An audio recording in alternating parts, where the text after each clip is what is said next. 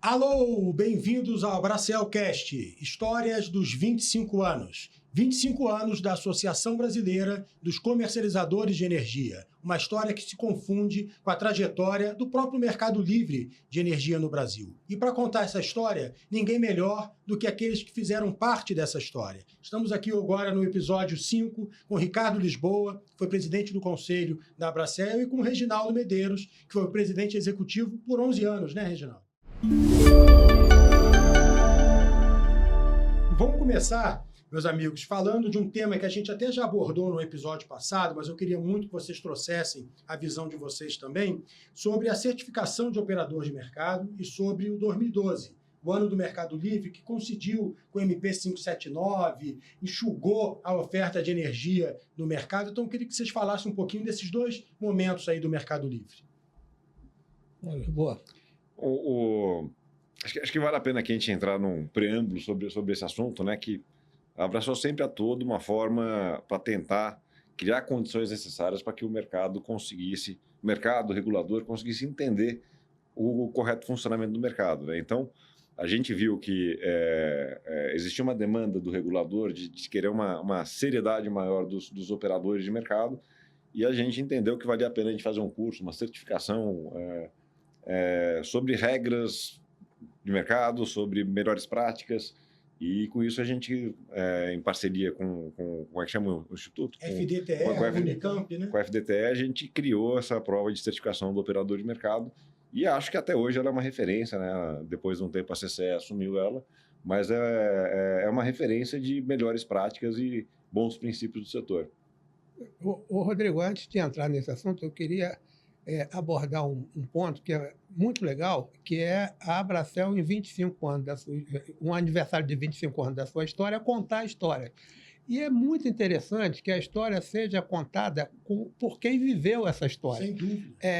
Porque o que existe assim na literatura não existe a história, existe a interpretação da história. Cada um dá a sua interpretação de história.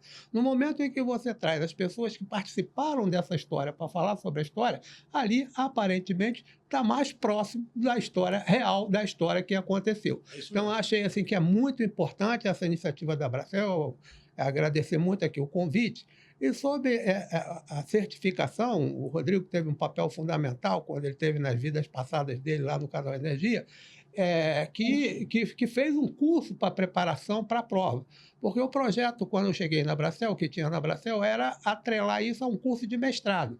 Como era um certificado, nada melhor do que arranjar um certificador independente, que foi a USP, que tinha foi a USP que tinha todo o conhecimento de fazer certificação. Escolhemos uma equipe da USP que já fazia outras certificações. Como era o nome dos professores? Para fazer justiça. Os professores Cunhasca, que eram dois irmãos. Exatamente. Dois irmãos, os professores Cunhasca, que tocaram essa prova com bastante seriedade. Muita. E a Abracel, evidentemente, que tinha um conflito em ela fazer uma prova e aplicar essa prova aos seus associados. Então, era um certificador independente, e esse curso foi um diferencial no mercado. Eu lembro de um depoimento de um associado que me disse o seguinte: olha, Reginaldo, mesmo quem não passou na prova melhorou muito a qualificação do meu time, porque ele teve que estudar para a prova. Então, eu acho que isso contribuiu muito para a melhoria do nosso mercado, e a ideia do certificador era primeiro certificar as empresas, primeiro certificar as pessoas, para depois, com base na certificação das pessoas, ter um certificador independente para as empresas. É uma espécie de uma ISO 9000, para o comercializador. Então, a ideia foi muito positiva e, claro, foi bem sucedida porque teve essa parceria com o Canal Energia, que fez um curso preparatório espetacular que melhorou muito a qualidade da mão de obra dos comercializadores. Foi um curso que foi liderado pelo Barroso. Eram 4 dias de aula, o dia inteiro, 8 horas por dia, e acho que realmente foi uma experiência muito rica. Agora, e o ano do Mercado Livre, Reginaldo? Você lembra bem dessa campanha? Eu me lembro aqui, e vou até contar uma história. logo que eu cheguei na Bracel também, tinha uma proposta lá do Canal Energia de fazer 2012 o ano do Mercado Livre. Acabou saindo no ano de 2013. 2013, o ano do Mercado Livre, nós fizemos uma campanha muito forte, que teve grande repercussão na mídia, e isso incomodou muito os segmentos de distribuição. Porque a gente pregava a abertura de mercado, e naquele momento havia muita resistência à abertura de mercado no setor de energia elétrica mais tradicional. E aí eu me lembro aqui, contando o nosso atual presidente do Conselho, o Wilson, que na época era o líder lá da CPFL, ele encontrou comigo na solenidade lá no Palácio do Planalto e falou assim, Reginaldo, com essa medida provisória 579, 2013 é o último ano do Mercado Livre. E, infelizmente, não foi o que sucedeu, né? Para o bem de todos nós, o Mercado Livre continua competitivo, e eu acredito que vai ser sempre competitivo, embora haja muita resistência a que tenhamos um mercado verdadeiramente livre, ainda hoje. Agora, o nosso diretor de comunicação, José Casadei, teve o trabalho de pegar todos os relatórios anuais da associação para montar um roteiro para a gente vir ano a ano, e ele anotou aqui em 2012, portaria 455. Parece que foi um desafio obtê-la, inclusive, a lei de acesso à informação e tal. Conta um pouco desse tema para a gente. A 455, se não me engano, foi a portaria que obrigava o pré-registro dos contratos, né? Para fazer um índice de preço. Fazer um índice de preço, a CCE com o objetivo... Registro ex ante. Com o objetivo de ter um pouco mais de controle sobre o mercado, criou essa obrigatoriedade de registrar todos os contratos de todas as comercializadoras, geradores e consumidores na CCE antecipadamente. E foi uma atitude... não muito bem pensada na forma como ela foi implementada, porque isso criou uma alternativa que os comercializadores começaram a registrar diversos contratos para todas as contrapartes com volume zero.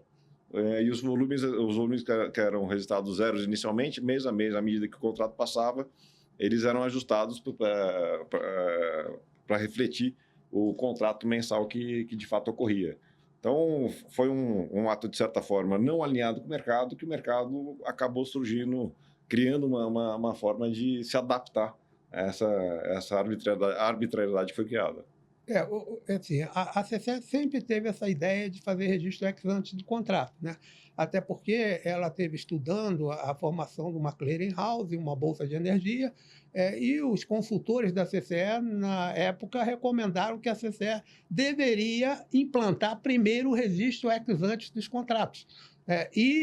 O que se sucedeu foi que a CCE conseguiu a publicação da portaria 455, os comercializadores resistiram por meio da Bracel, inclusive acabou sendo frustrado os efeitos da portaria 455, depois ela passou a vigorar, e aí deu a origem à grande criatividade do mercado, que foi essa forma de atuar que o Lisboa mencionou. Eu, uma comercializadora, registro o contrato zerado com todo mundo, e depois confirmo o contrato no final do mês, o que deu origem ao como o mercado opera até hoje, que é registro contra pagamento. Tá? Eu tenho um contrato zerado com todo mundo, e aí, no final, eu registro contra pagamento. Então, a CCE, ela tinha uma intenção e acabou saindo uma organização de mercado diferente do que ela imaginava. Quer dizer, o mercado está sempre se resolvendo, né? O mercado está sempre criando soluções para endereçar os temas, né? Desde o racionamento, o mercado se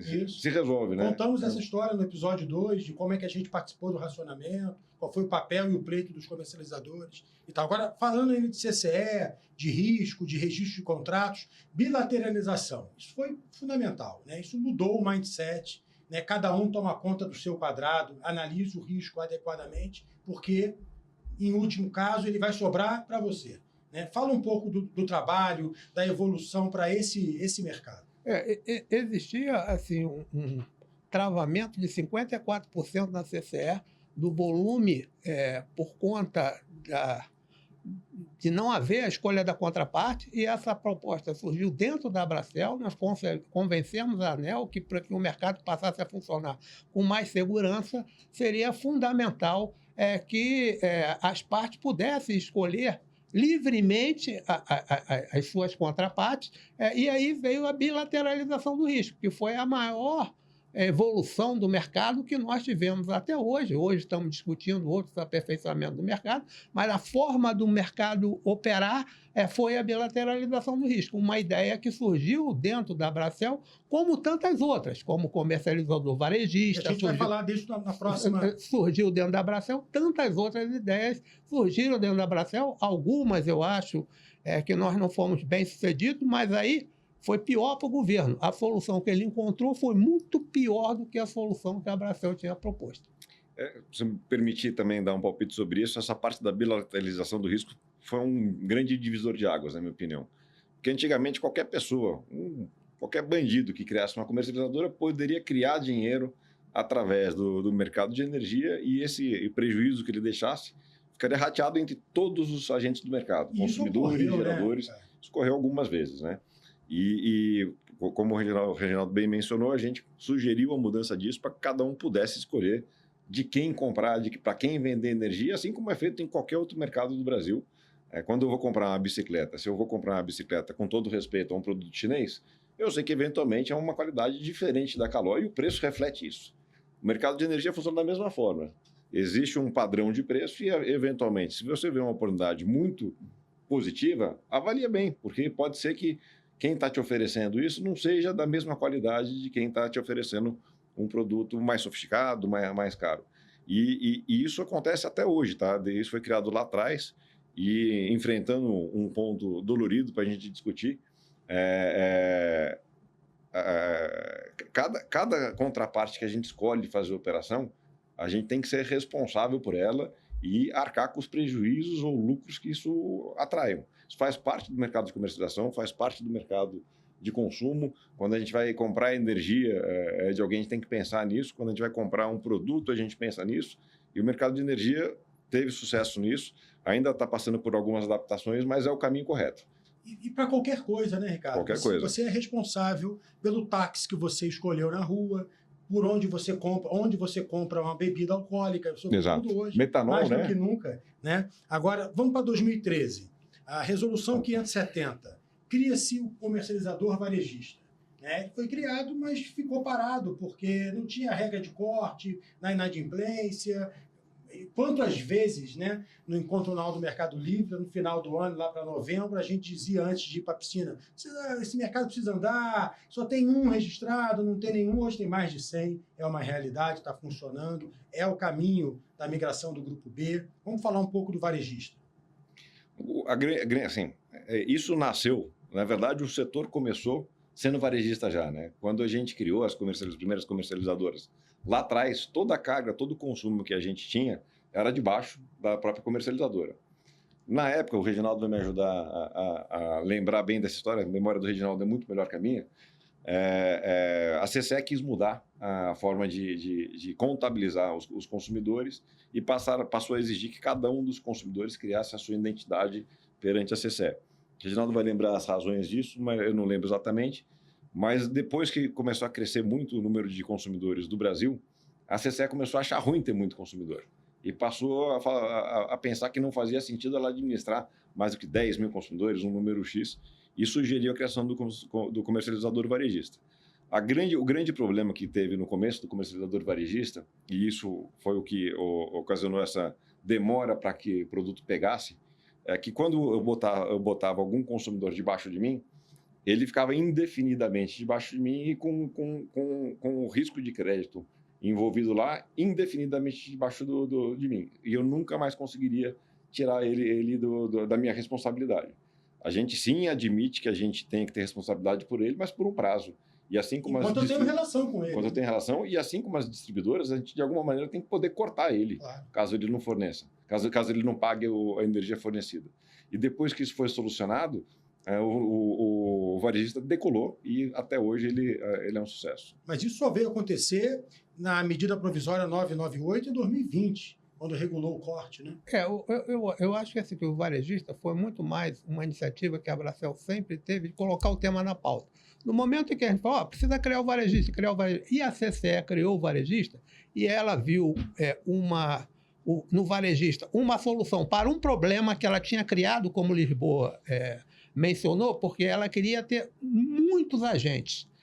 E aí ela falou assim, então agora o consumidor tem que ser representado na CCE. Cada consumidor que ia para o Mercado Livre é um agente novo, a CCE ia aumentando o número de agentes. E aí ela depois, quando mudou lá o conselheiro que liderava a CCE, ela percebeu que isso não tinha solução para ela.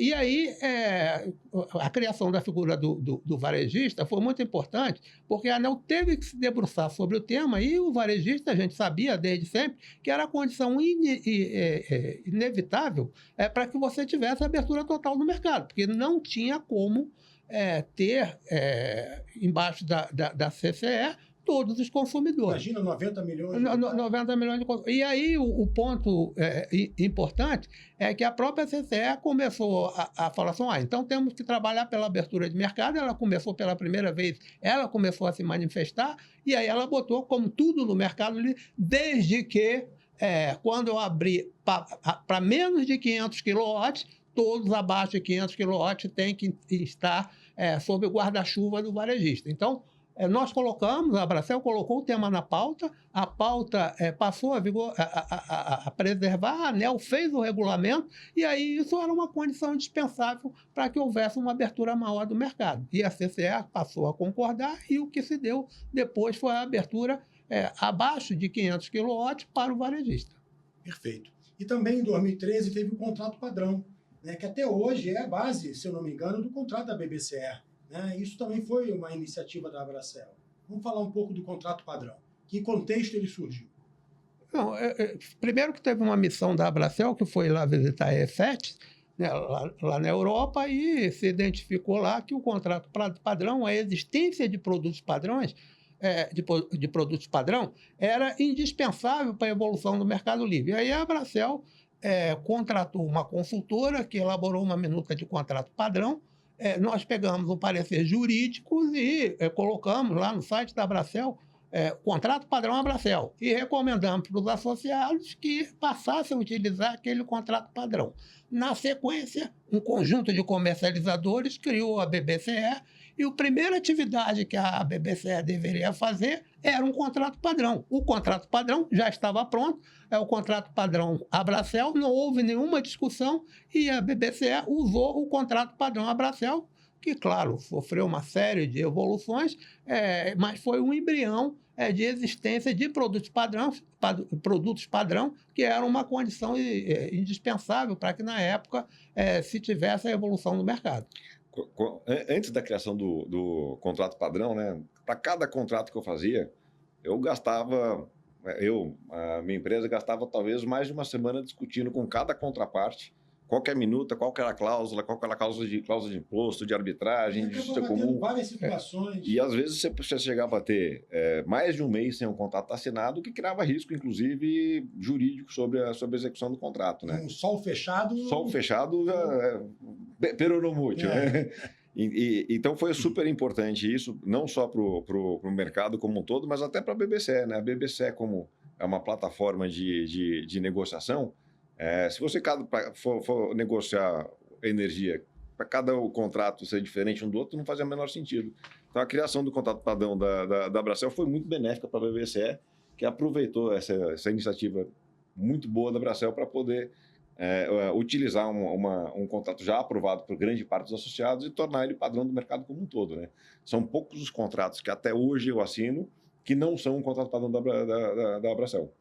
E é interessante porque foi uma lição aprendida em outros mercados, E você falou que a origem disso é produto padrão, que a gente vai ter que ter agora para atender o mercado de baixa tensão. Não vai dar para fazer proposta tailor-made para consumidor pequeno, residencial. Então, mais do que nunca, acho que a gente vai ter que ter essa discussão na Abracel agora de novo sobre o contrato padrão para o consumidor residencial, de tal forma a resguardar essa relação, porque o consumidor residencial ele não tem a expertise, ele não tem condições de negociar um contrato de fornecimento de energia com todas as características que a gente sabe que esse contrato tem. Então, ter uma entidade como a Abracel liderando isso, acho que vai ser fundamental e faz parte desse processo de autorregulação que a gente está criando dentro da associação. Agora, essa briga, não diria essa briga, mas essa luta né? E acho que luta mesmo para a gente poder abrir o mercado para toda a sociedade e oferecer competição na aquisição de energia, é uma luta antiga da Abracel. Todos nós lutamos essa luta, né? De tal forma que agora essa conquista da abertura do Grupo B é uma conquista de todos nós, todo mundo que passou, que está lá e tal. E um movimento muito interessante que a Abracel fez foi aquela pesquisa com o Ibope. Começou com o Ibope, depois foi Datafolha, para ouvir a sociedade, né? Ouvir se o brasileiro quer ser livre, por que quer ser livre e tal. Fala um pouco do diálogo da associação com o governo nesse período, das eleições presidenciais, do Ibope como pesquisa e instrumento para mostrar que isso é, de fato, um desejo da sociedade. Eu acho que sempre existiu uma resistência muito grande do setor elétrico tradicional à abertura do mercado. Assim, se a gente puder fazer assim, como dizem os historiadores, cientistas, uma clivagem e separar os primeiros 25 anos desse quartil, a história do setor elétrico é a história pela abertura do mercado, que tinha gente que resistia e tinha gente favorável. E a gente precisava sair daquela comunicação tradicional do setor elétrico e passar a se comunicar com a sociedade. E uma forma de fazer isso era mostrar que a população, se é que antes da pesquisa a gente não sabia isso, se a população gostaria de trocar o fornecedor, exemplo do que ele já fazia com a telefonia celular. Então, foi uma pesquisa conduzida pelo Ibope, amostragem nacional, com representatividade, que teve um impacto muito grande no setor de energia elétrica, porque a imprensa começou a divulgar, falou, olha, existe aqui um projeto que pode evoluir para o mercado livre. Então, isso, junto com outras iniciativas de tentar melhorar a comunicação com a sociedade, como, por exemplo, uma coisa que a gente esquece, durante a Copa do Mundo, lá no Rio de Janeiro, nós fizemos uma pesquisa, estava cheio de gringos lá no Rio de Janeiro, com os gringos perguntando, olha, você acha legal você escolher seu fornecedor de energia? E os gringos todos, belgas, alemães, franceses, muito legal, esse troço não existe aqui no Brasil e tal. Então, aquilo foi uma comunicação que teve um impacto muito grande de tentar convencer a sociedade, porque o setor elétrico resistia muito, a olhar a abertura do mercado. A gente até cunhou com o nome sugestivo, que era a portabilidade da conta de luz, que era uma forma diferente, porque o setor elétrico falava assim, elegibilidade do consumidor livre. Eu falei, que catos é isso, cara? Como é que minha mãe vai entender um negócio desse, cara? E a portabilidade estava no momento, que estava tendo a portabilidade do número para você levar para outra empresa de telefonia. Então, essa coisa, eu acho que a Abracel foi inovadora na comunicação, procurar se comunicar com a sociedade, para que, por meio da sociedade, a sociedade exercesse pressão para que a gente conseguisse convencer as autoridades pela abertura de mercado, porque os governos, a partir do primeiro governo Lula, eles meio que fizeram um novo modelo, a CRCL, e na cabeça deles estava tabelado o mercado livre em 30%. Na cabeça deles era isso.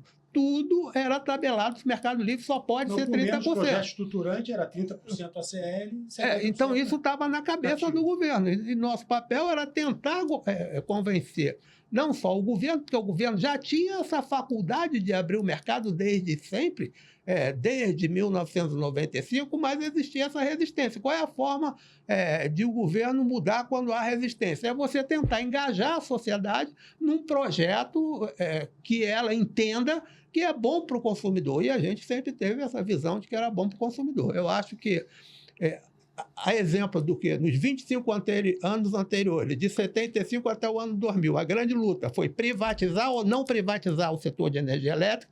Nos 25 anos que se seguiram, ou seja, os 25 primeiros anos desse século, a história do setor elétrico abre o mercado ou não abre o mercado. Essa foi o modelo, o motor das mudanças que aconteceram no setor. Muita resistência do governo, e a gente, que eu digo a Abracel, enquanto porta-voz dessa iniciativa, tentou se aproximar da sociedade para convencer o governo e as autoridades que isso era importante para o país. E acho que quando você mencionou que essa abertura do mercado para o Grupo B que a gente acabou de conquistar agora, Foi uma vitória para a Bracel, eu acho que foi mais do que uma vitória para a Bracel, foi uma vitória para o Brasil. Sem dúvida. O país se beneficia muito com isso, os consumidores vão se beneficiar muito, porque historicamente a gente, como a Bracel, sempre quis abrir o mercado e quando a gente discutia no setor de energia sobre abertura de mercado, sim, tem que abrir o mercado, mas antes tem que fazer uma lista de uma infinidade de itens, alguns importantes, outros menos importantes, que à medida que a Bracel foi desenvolvendo, a gente foi combatendo cada um desses itens para conseguir convencer não só o governo, né? A época dessa pesquisa da Ibope que a gente fez, inclusive, era um ano eleitoral. Foi um ano eleitoral, eu ia falar isso. Foi um ano eleitoral que ajudou a trazer o conhecimento para o Congresso também, né? Porque se é bom para o povo, é bom para o Congresso também. Claro. E foi um dos itens que a gente conseguiu combater para tornar isso possível hoje. E teve um evento que contou com a presença de candidatos à presidência, representantes dos candidatos à presidência, que até a Magazine Luiza, lá, a dona do Magazine, fez uma palestra depois, e vocês mostraram esse vídeo com os estrangeiros que estavam do Brasil para a Copa do Mundo, eu nunca esqueço, porque perguntaram para o holandês se ele tinha liberdade para comprar energia, ele olhou para a repórter com uma cara, que pergunta idiota, é óbvio, assim como eu compro leite, como eu compro qualquer coisa e tal. Agora, um desses mitos, ou um desses itens que compunham, né, a lista das 47 mil coisas que precisa fazer para abrir o mercado, era o Mercado Livre conseguir participar da expansão, viabilizar a expansão, que é um pleito antigo da Bracel. A Bracel sempre quis participar do leilão, mas achavam, por algum motivo, que os comercializadores não poderiam participar da expansão, até que, em 2015, o mercado cativo parou de demandar, a indústria eólica estava explodindo no Brasil, e aquela política de nacionalização, as fábricas estavam instaladas, tinham contratado mão de obra e precisavam escoar a produção. E aí encontraram o caminho do Mercado Livre e houve um trabalho fundamental da Bracel junto ao BNDES para poder viabilizar o financiamento, considerando que a energia não pode ser valorada ao PLD mínimo, né? A energia tem um valor e não é o mínimo. Então, vamos falar um pouco do PLD de sustentação e do início da participação dos comercializadores na expansão do sistema. Esse é um dos pontos que eu elenquei lá nessa lista que deveria sim ser endereçado, mas isso a gente conseguiu, e o mercado, depois dessa vitória junto ao BNDES, a gente conseguiu demonstrar que isso era mais um mito, mas era um mito a ser enfrentado e ser combatido de como fazer isso, né? Antigamente, só deixando claro aqui, toda geração, para o nosso público, toda geração ela nascia com um financiamento baseado no contrato de venda de energia que esse gerador fazia através de contratos regulados, através de leilões públicos, onde as distribuidoras compravam energia. Era um project finance com garantias também. Com garantias. Está perfeito isso. Só que, à medida que o mercado foi se tornando mais livre, e a distribuidora comprando, portanto, menos energia, essa parcela do mercado livre não podia ficar desatendida na expansão da geração. Inclusive, junto a essa solução que o Reginaldo vai detalhar um pouco mais, as discussões com o BNDES para criar um PLD de sustentação, para ter um financiamento junto ao BNDES, o mercado financeiro, o mercado de comercialização já começou a criar outras soluções também para endereçar isso. Começaram a existir os pré-pagamentos de energia. Sim. Nessa época, em 2015, alguns bancos faziam, algumas assets faziam isso, onde você comprava energia pelos próximos 5, 10 anos e pagava à vista. Usando uma taxa de desconto, equivalente à taxa de juros de mercado, e você pré-comprava essa energia, que era uma forma indireta de se financiar a expansão da geração também. Mas a gente, felizmente, conseguiu também ter uma vitória junto ao BNDES, que evidentemente é uma taxa de juros mais condizente com o projeto. O BNDES financiava a expansão da geração. Hoje menos, mas naquela época... Era só ele. O grande financiador era o BNDES. E o argumento para não abrir o mercado sempre foi, o principal argumento da época para não abrir o mercado quem assegura a expansão da oferta no Brasil é o mercado regulado. São os PPAs das distribuidoras. Por isso que eu não posso abrir o mercado, porque o Mercado Livre não assegura a expansão da oferta. E nós estávamos diante desse desafio. Aí nós trabalhamos com a PSR, uma ideia de fazer garantias rolantes. Então, se eu não posso te dar um PPA de 30 anos, porque o consumidor não assina um contrato comigo de 30 anos, eu posso te dar um PPA de 5 anos. E depois vou substituindo esse PPA por outros PPAs, de forma que haja uma garantia ao longo de todos os 30 anos que você precisa para o financiamento. Era um argumento muito forte. O BNDES começou a trabalhar, mas aqui eu quero fazer menção a uma pessoa que mudou a dinâmica da expansão da oferta no Brasil. Foi a Carla Primavera, que quando ela assumiu a superintendência de financiamento do setor de energia elétrica, era uma superintendente do BNDES, ela compreendeu isso e criou o PLD de suporte, que mudou a dinâmica da expansão da oferta no Brasil, que era 30% mercado livre, 70% mercado regulado, passou a ser 100% mercado livre, como foi até recentemente, com o problema que a gente teve aí com o curtailment. Porque quem faz hoje a expansão da oferta, com todos os projetos, é o mercado livre. Então, isso mudou a dinâmica da expansão da oferta. Nós acabamos com o argumento de quem era contrário à abertura do mercado, e, é claro, eles são muito criativos, criaram outros. Mas esse, definitivamente, nós conseguimos superar. E hoje o mercado encontra outras formas de financiamento, debêntures e etc. e tal. Mas até o ano passado, nós pedimos para o BNDES a informação desse ano. Mas até 2024, metade da carteira do BNDES, naquela ocasião, de projetos de energia renovável, eram suportados por PPA dos comercializadores. Quer dizer, não é o mercado livre, é o comercializador comprando um projeto, viabilizando um PPA para viabilizar a expansão. Aí veio 2016, entrou o governo Michel Temer, né? E com ele um jovem ministro, Fernando Coelho Filho, que hoje é um velho conhecido nosso. Fernando Coelho Filho presidiu a comissão mista da MP 1304 e eu diria, o grande pai da abertura, porque ele foi anunciado pelo senador Braga como correlator, tá certo? E a proposta de texto colocada e a proposta de abertura é uma proposta do Fernando, isso é inquestionável, ninguém tira dele. E com ele veio um tremendo time, Luiz, Barroso, Paulo, Pedrosa, que esteve conosco no último capítulo do podcast, Wilson Ferreira, que vocês mencionaram, presidiu a Eletrobras e tal. Vamos falar desse momento que foi, infelizmente, curto, né? Fernando depois saiu para concorrer à eleição, a equipe mudou, veio o Moreira Franco, mas teve a CP33. Vamos falar um pouco disso. Eu não consigo deixar de fazer um paralelo ao Galvão Bueno, naquela corrida, onde estava o Felipe Massa disputando com o Michael Schumacher, e ele nunca ganhava. Aí o Galvão Bueno falou, hoje sim, hoje sim, hoje sim, hoje não. Foi a sensação que eu tive. A gente conseguiu colocar o Dream Team lá. O Dream Team, a gente conseguiu, não. O Brasil conseguiu colocar o Dream Team. E, de fato, pessoas que todas elas que eu admiro muito. Mas ficou muito na promessa, ficou muito no estudo, ficou muito no projeto e não saiu do papel. Eu tinha uma esperança muito forte de que finalmente o mercado ia abrir depois de tanta discussão que a gente teve, tanto debate sobre os diversos pontos de questionamento, que já, né, a essa época já tinha um endereçamento importante e claro sobre o que fazer para cada um deles.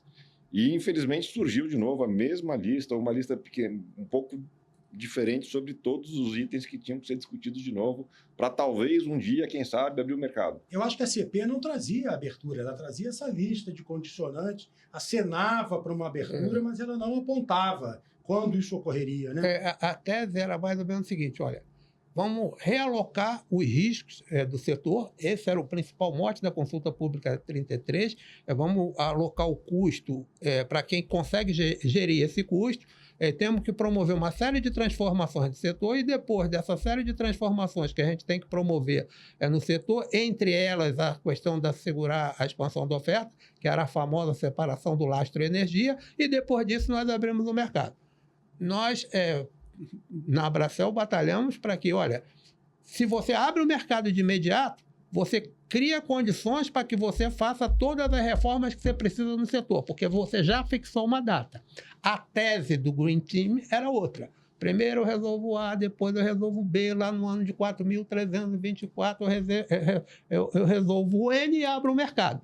E nós argumentávamos, assim, olha, se você abrir o mercado, você vai conseguir aprovar todas as mudanças que você precisa, porque a abertura do mercado vai fazer com que o setor sofra uma série de transformações. Então, tínhamos visões diferentes, o pessoal fez um estudo maravilhoso, mas como bem apontou o Lisboa, no último momento lá, o Congresso Nacional acabou por não aprovar o projeto de lei que tinha a redação final tinha total inspiração no que foi proposto na consulta pública 33. E ali viria a abertura de mercado. Mas, infelizmente, era o final do governo, não houve essa mudança, o que era desejado por todos. O ideal é que se faça todas as mudanças ao mesmo tempo, mas tínhamos visões diferentes, entendeu? Assim, que se eu abro, e eu até hoje estou convicto disso, se o primeiro ato do Fernando tivesse sido abrir o mercado por portaria, todas as mudanças teriam sido feitas no prazo. É só uma questão de visão diferente, até porque, embora não seja político, assim, eu vivi no projeto Recebe e percebi que quando a gente discutia no Ministério, ficamos 3 anos discutindo o projeto Recebe. Se não tivesse saído a medida provisória que deu origem aos contratos iniciais, criou o ONS e criou a ASMAI, nada daquilo teria saído. Então, você precisa tomar a decisão, claro, primeiro discutindo amplamente com o setor como foi feito, e a partir dessa decisão, as outras mudanças vêm naturalmente. É uma visão distinta da que prevaleceu naquele momento. E a gente percebeu na portaria 50, emitida pelo Adolfo Saxida, a gente vai falar disso no final desse podcast, exatamente essa dinâmica que você mencionou. A partir do momento que ele definiu uma data para a abertura do Grupo A e teve uma previsibilidade, ele definiu isso, se eu não me engano, há 1 ano e meio, ou quase 2 anos antes da abertura efetiva acontecer. A ANEEL fez várias consultas públicas, a CCS modernizou, criou as APIs, etc. e tal. Então, o mercado começou a correr atrás daquilo. Mas teve um episódio interessante que ocorreu na nossa sala de reunião na Bracel, Reginaldo e Ricardo, que foi a construção do 1917. Né? Vocês também fizeram lá uma imersão, se trancaram com também especialistas para elaborar um PL. Talvez tenha sido esse que você mencionou ainda há pouco. Fala um pouco do 1917. Assim, eu vou falar da eleição que nós tivemos em 2014. Né? Assim, o mercado é muito alinhado com os candidatos de mercado. O candidato de mercado era o Aécio Neves. Né? Então, no momento em que o Aécio Neves foi derrotado pela Dilma, e a gente sabia que precisava fazer mudanças profundas no país, mudanças no modelo comercial do setor, veio aquela, agora que não vai abrir o mercado mesmo e tal, porque a visão do governo é mais conservadora com relação a isso. Aí nós imaginamos, falamos assim, então vamos provocar o governo. Vamos fazer com que essa discussão saia do governo e vá para o Congresso Nacional, mas vamos fazer alguma coisa de qualidade. Então, nós tomamos a iniciativa de reunir uma série de especialistas na Abracel. Aqui eu menciono o Luiz Barroso, menciono Adilson de Oliveira, da COP, menciono o Edivaldo Santana, o próprio Limpe, que era assessor parlamentar, assim, uma série de pessoas que conheciam o funcionamento do mercado. Nos reunimos com o nosso consultor jurídico à época, que era o Julião, apresentamos diretrizes e, a partir disso, o Julião transformou isso num projeto de lei. E esse projeto de lei, nós, por meio do deputado Mendes Tame, falecido, que criou uma frente parlamentar em defesa da portabilidade da conta de luz. Essa frente parlamentar apresentou esse projeto de lei primeiro na Câmara, e aí nós passamos a liderar a agenda do setor. Porque assim, agora existe um projeto de discussão de abertura do mercado no Congresso Nacional, na Câmara dos Deputados, em 2015. Depois do ano seguinte, 2016, o mesmo projeto, já com algumas mudanças, foi apresentado no Senado. E aí as discussões passaram a ser ali. O governo liderou isso, estamos falando de 2015, 2016, essa discussão com a consulta pública 33 em 2018. Mas acabou que a consulta pública 33 deu origem a uma medida provisória que nunca saiu da Casa Civil, mas o que estava nessa medida provisória foi incorporada num novo texto do 19 e 17 na Câmara dos Deputados. Infelizmente, era final do governo, não teve condições políticas de aprovar. Mas, assim, a iniciativa foi no sentido de provocar o governo no Congresso Nacional para que ele discutisse reformas do setor elétrico, que, no entendimento da Abracel, eram necessárias para o país, e essa iniciativa fez com que os outros segmentos do setor de energia elétrica que não queriam discutir aquele assunto tivessem que discutir o assunto, e aí nós passamos a liderar a pauta durante alguns anos por meio do Congresso Nacional, com a ideia de abertura de mercado. Não era apenas uma abertura de mercado, era uma reestruturação do mercado elétrico que estava previsto no 1917 original. Então, o 1917 nasce na Abracel, vai para frente da portabilidade, depois vem a CP33, a medida provisória não sai da Casa Civil, mas a gente coloca uma parte disso no 1917, que pegou fim de governo e ficou parado. Depois ele até foi aprovado na comissão especial que foi criada, e etc. E tal. E o 414, que era o PLS 232, onde é que ele surge nessa discussão? Na verdade, assim, o 1917 foi em 2015 na Câmara, o 232 foi em 2016 no Senado. Era basicamente o mesmo texto. Coisa. Era o mesmo texto, só que, na ideia, no momento a gente imaginou como estratégia botar nas duas casas, porque a tramitação podia ser mais rápida numa das casas.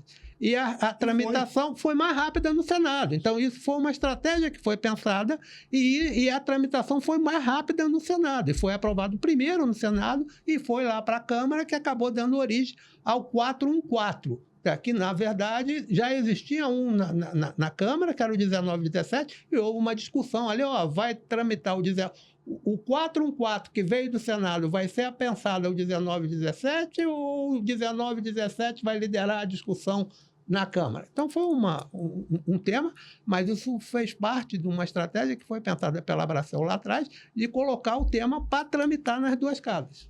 Hoje, no episódio mais cedo, falando em 2006, eu li a pauta da Abracel naquela ocasião, que a gente extraiu do relatório anual.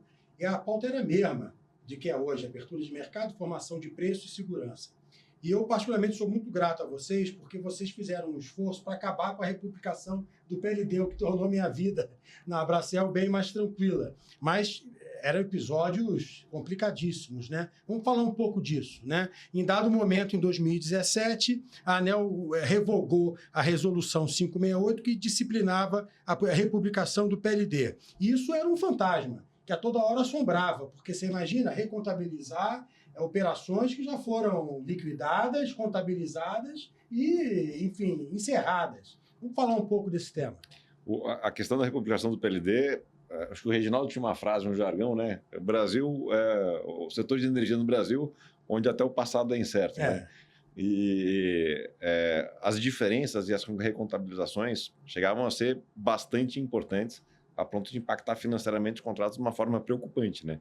E mesmo tecnicamente, a gente discutia a republicação de um PLD no passado, e o PLD ela tem a função de orientar qual fonte de geração que a gente vai usar a cada momento no setor de energia.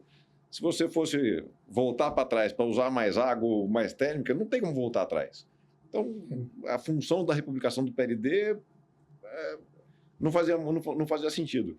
E essa foi uma grande vitória que a Abracel teve, tirou bastante da insegurança dos contratos, inclusive as cláusulas existia uma discussão se o contrato tem que ser ajustado pela recontabilização, não existia uma discussão sobre isso, e quando a gente conseguiu botar o fim da republicação, essa cláusula se tornou automaticamente resolvida. Era um problema sério que a gente tinha. Chegaram a se recontabilizar 58 semanas.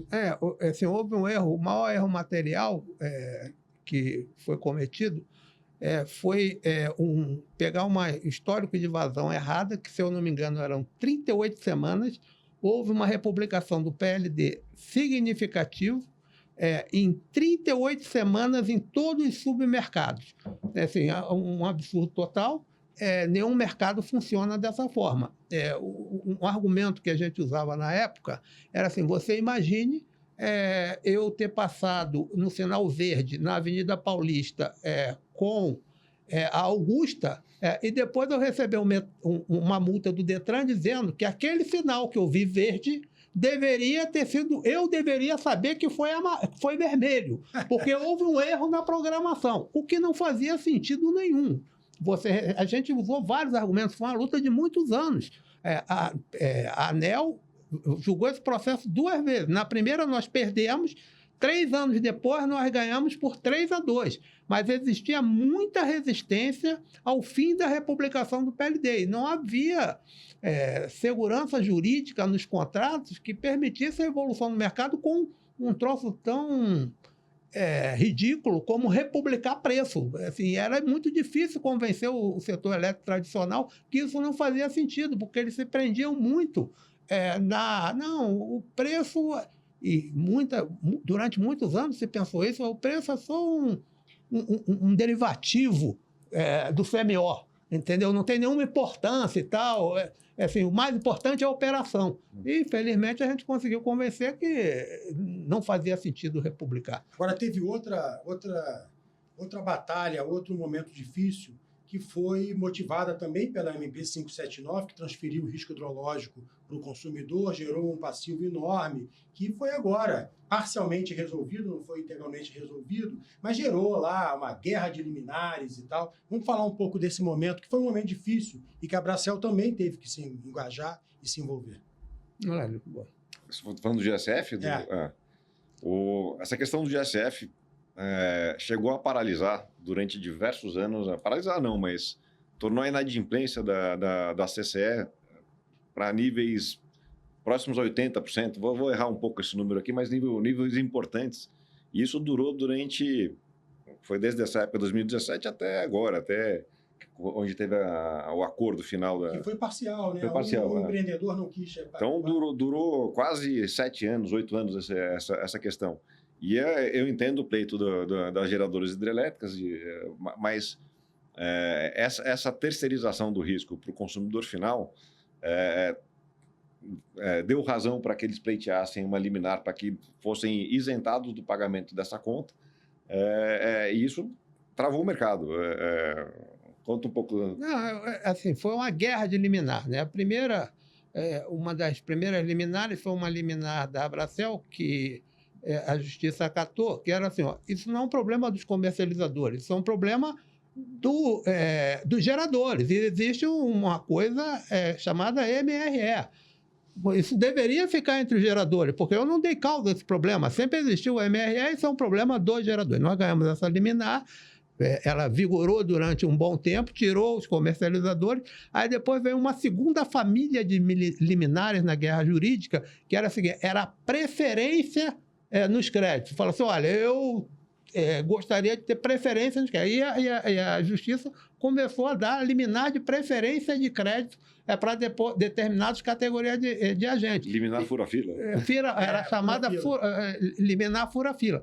Então, isso gerou uma guerra de liminar que paralisou a liquidação, ou não existia a liquidação integral do mercado. Isso durou quase 10 anos. Até recentemente, nós tínhamos 1 bilhão, aí a ANEEL fez a resolução, que era o chamado repactuação do risco hidrológico, que apresentou diversos produtos, os geradores, alguns aderiram, outros não aderiram. Os que aderiram tiraram a liminar da Justiça, os que não aderiram continuaram na guerra de liminar na CCE.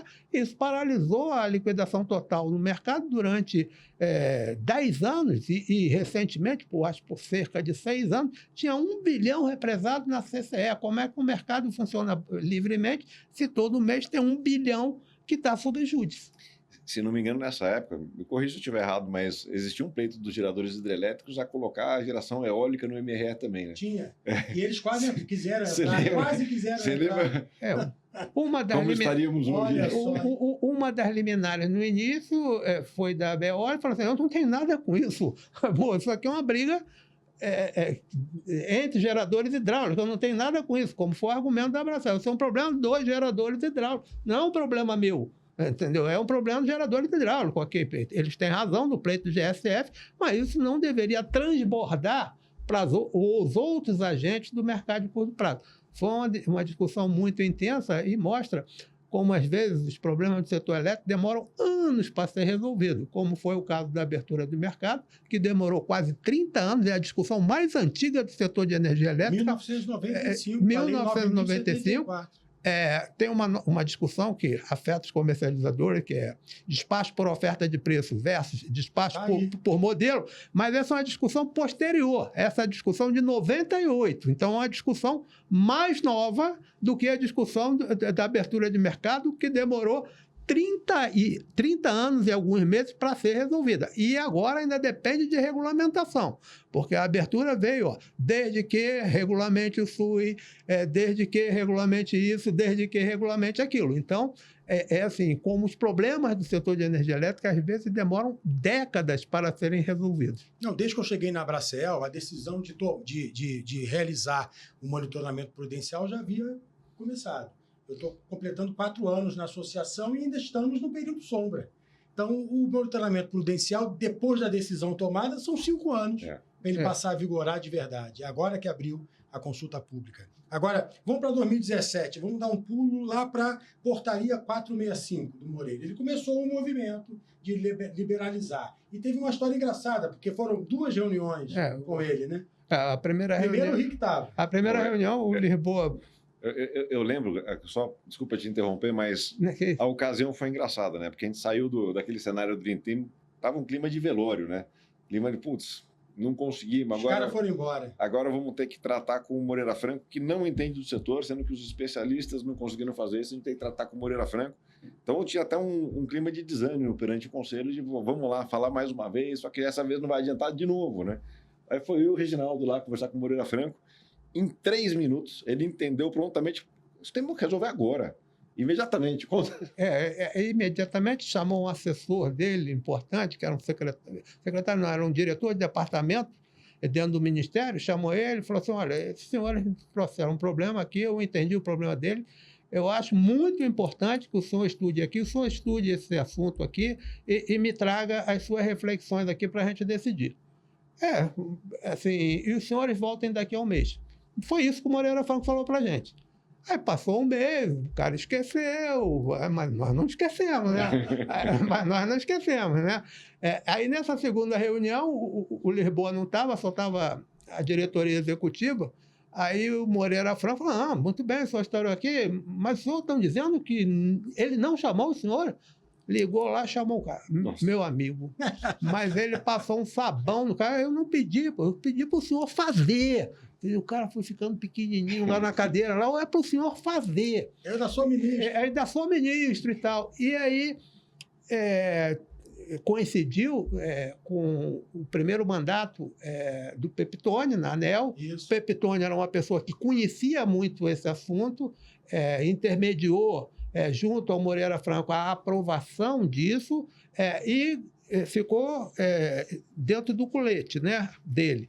E ele foi para o Encontro Anual do Mercado Livre. E no Encontro Anual do Mercado Livre, você levanta quando eu estava lá na mesa, o Rodrigo coordenando, eu lá na mesa representando os comercializadores, fui cobrar dele, falei, Reginaldo, eu sabia que você ia cobrar isso de mim, agora eu quero dar a solução, o ministro decidiu, vai sair a portaria com o início do fim da reserva de mercado das energias incentivadas.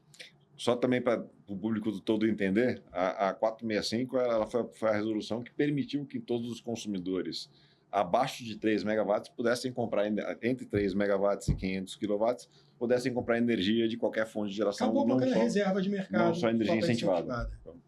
Agora, 2020 veio um momento difícil, não para a comercialização, para o mundo, né? Estourou a pandemia, né?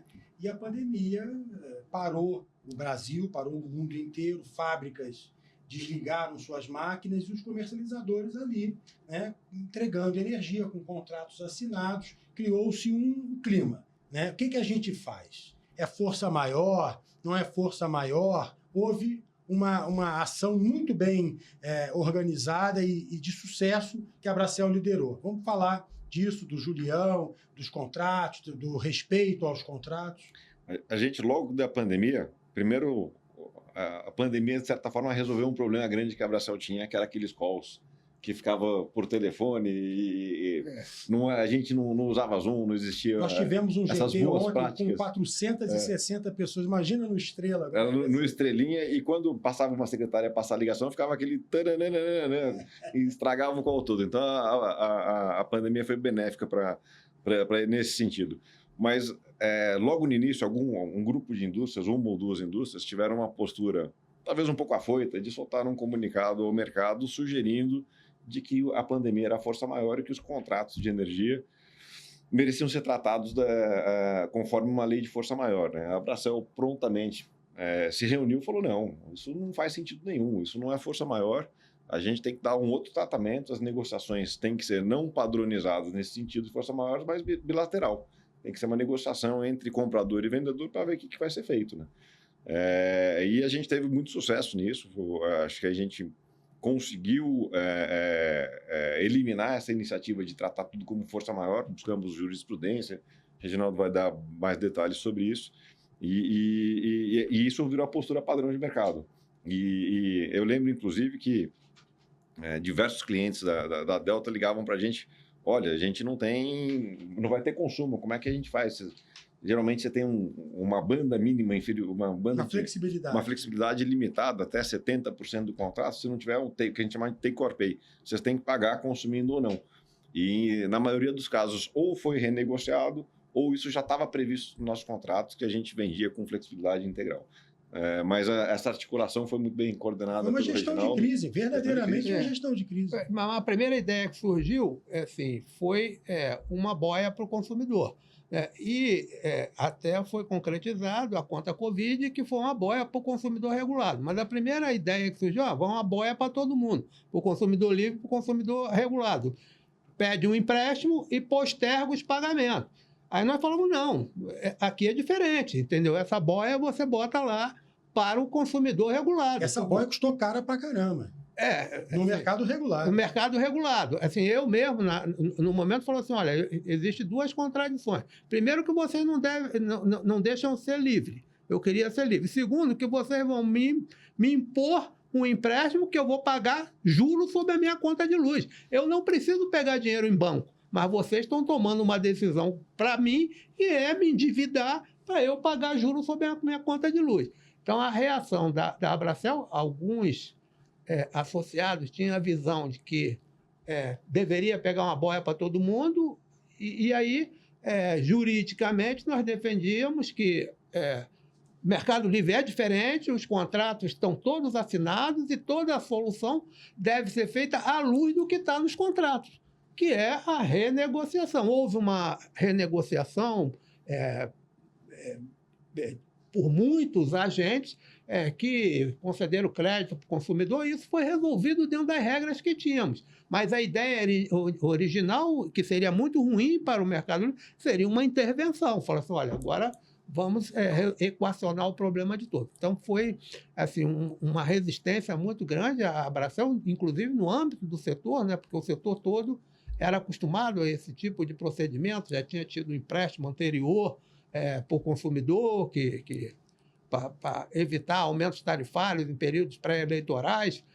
Então, essa resistência foi muito importante, e aí acabou que a gente ganhou uma grande credibilidade e falou assim, eu falei que o mercado funcionava, entendeu? E funcionou. E eu usei muito isso, porque eu assumi logo depois, e eu sempre dizia, olha, não vamos esquecer que teve pandemia e Covid no Mercado Livre também, mas nós não precisamos de empréstimo, nosso consumidor não se endividou, nós matamos no peito e resolvemos o problema, né? Eu acho que essa ideia de Mercado Livre, sempre tem alguém que acha que deve regular o Mercado Livre, entendeu? O Mercado Livre deve ter regras, mas quanto as regras forem mais inteligentes possíveis e deixar com que as regras existentes já prevaleçam, é importante, porque a todo momento surge alguém com alguma ideia, vamos intervir nisso aqui, e a intervenção nunca é boa, e é isso que mostrou, entendeu? Não precisa intervir, porque está tudo previsto nos contratos, contrato, precisa respeitar os contratos, está lá previsto nos contratos, isso foi feito, e assim, eu acho que foi uma grande vitória assim, do Mercado Livre, mostrar que o mercado funciona. Isso aí. Agora, a gente falou da morosidade do setor, né? A gente demora anos para entender alguma coisa ou para implementar alguma coisa. E um desses temas que demorou anos foi o PLD horário, né? Que agora já é uma realidade, mas parece que ele não está sendo muito útil, né? Porque ele é um PLD horário, mas você não consegue prever o PLD horário, então não tem muito produto baseado nele. Vamos falar um pouco desse tema, já trazendo para o momento presente.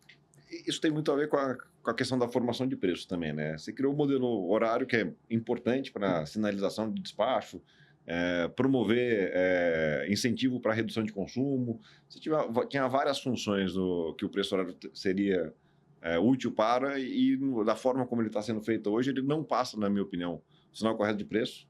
Ele tem algumas distorções importantes que têm que ser resolvidas, e isso está sempre na sua pauta de discussão sobre o modelo matemático de cálculo de preço. Isso tem que ser discutido, tem que ser amplamente debatido. Geralmente a gente tem até o meio do ano para fazer a mudança de parâmetros para o ano seguinte, e essa discussão tem que começar o mais cedo possível, né?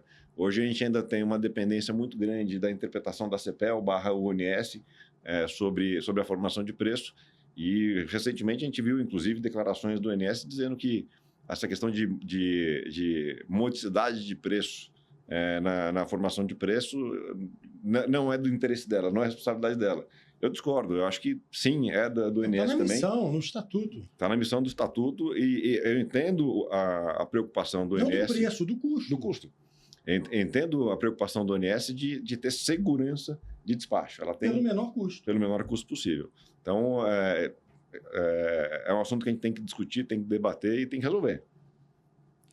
Assim, primeiro, a implantação do preço horário. Eu acho que foi uma vitória, foi uma evolução, foi uma luta de mais de 20 anos que se brigou para a implantação do preço horário. Agora, o preço horário, da forma que ele está hoje, é um preço horário no suprimento.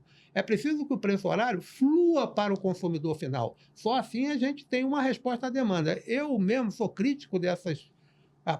resposta à demanda. Resposta à demanda, ela existe imediatamente se tiver um sistema de preço que representa os custos. Mas no Mercado Livre o preço podia chegar para o consumidor.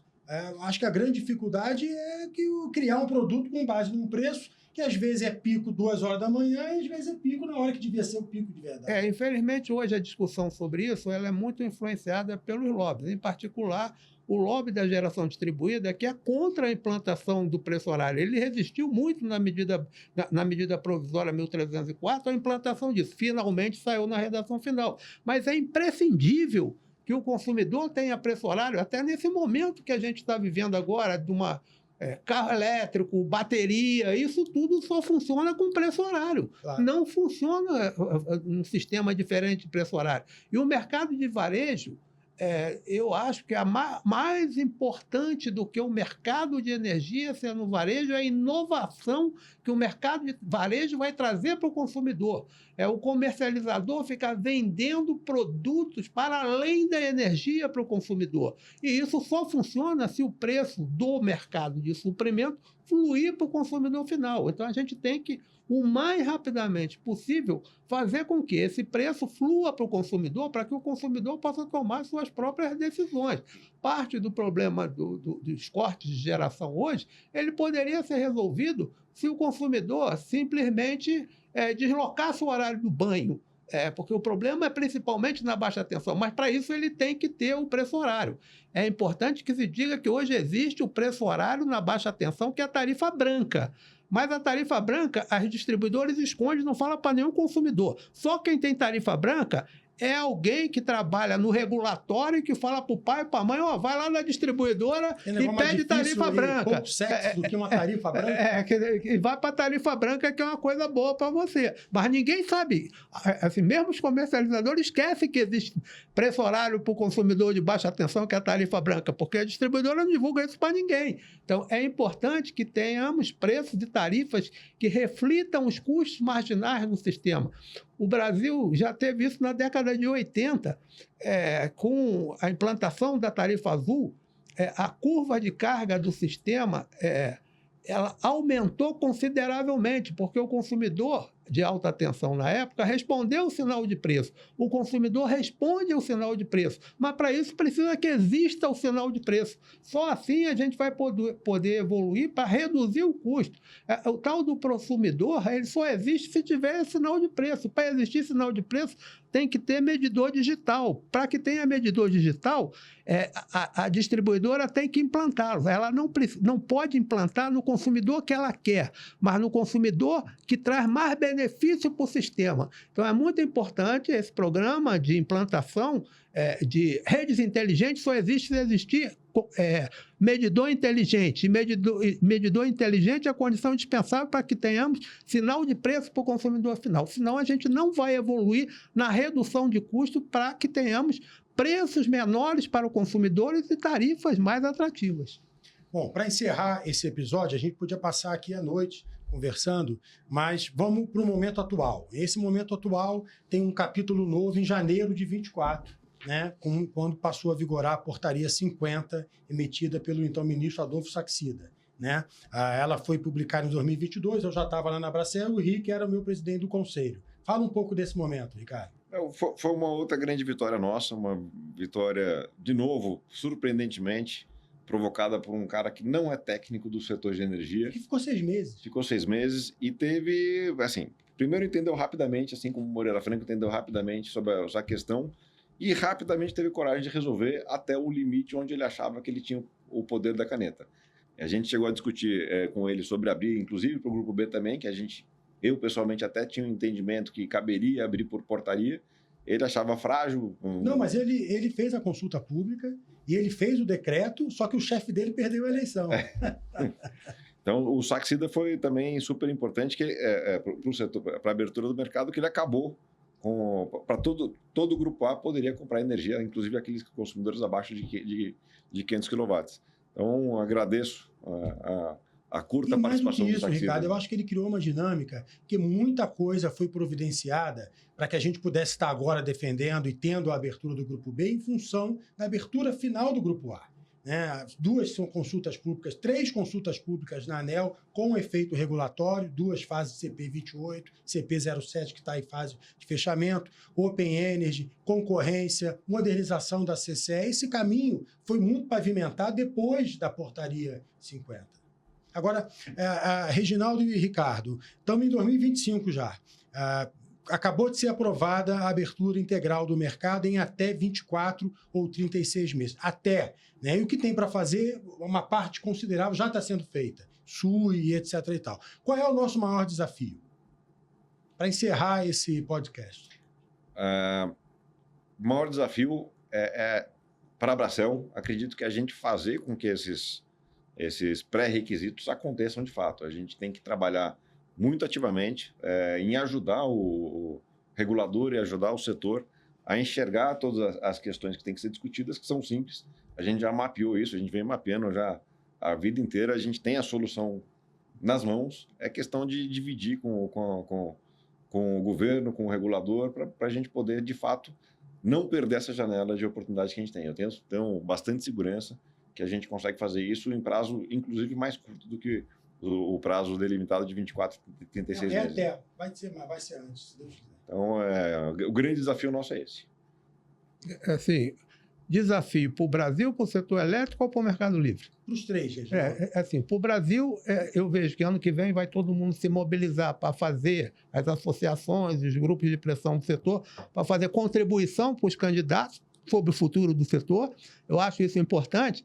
Mas a coisa mais importante, olhando para o passado e a importância da história, é quem será o ministro de Minas e Energia. Porque se vai o ministro de Minas e Energia que já sabe o que fazer, ele faz. Senão ele vai acabar, como o pessoal diz popularmente, comendo na mão dos eletrocratas e estudando e não fazendo nada. Então, essa é uma coisa muito importante que nós, do setor elétrico, temos que ter grande sorte.